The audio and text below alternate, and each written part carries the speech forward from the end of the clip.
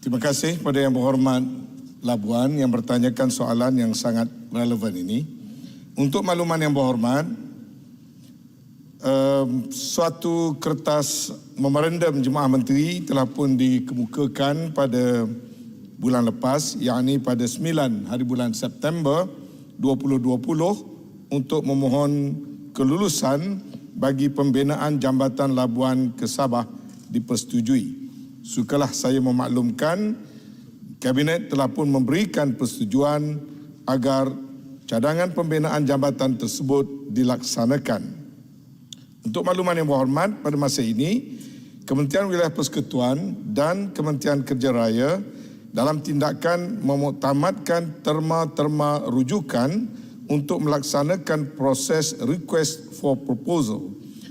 Cadangan pembinaan Jambatan Labuan ke Sabah akan dilaksanakan secara kerjasama awam swasta, yakni public-private partnership, menggunakan kaedah penswastaan ataupun private finance initiative ataupun PFI. Untuk seperti mana Yang Berhormat sedia maklum, pelaksanaan projek secara kerjasama awam swasta adalah bertujuan untuk memacu pertumbuhan ekonomi melalui pelaburan sektor swasta di samping mengurangkan bebanan kewangan kerajaan.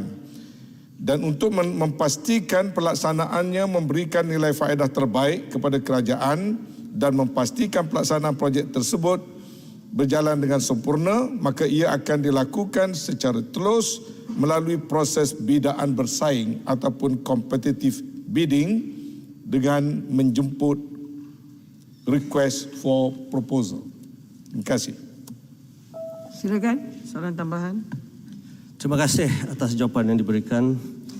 Dalam keadaan sekarang, menarik pelabur untuk projek usaha sama Jambatan Labuan Sabah tersebut adalah agak mencabar. Adakah kementerian atau kerajaan persekutuan bersedia untuk menyediakan tanah di Kuala Lumpur atau Klang Valley untuk land swap dan menyatukannya dengan RFP untuk pelabuhan bersepadu Labuan yang baru untuk menjadikan projek ini lebih komprehensif dan berdaya maju? Silakan Yang Berhormat.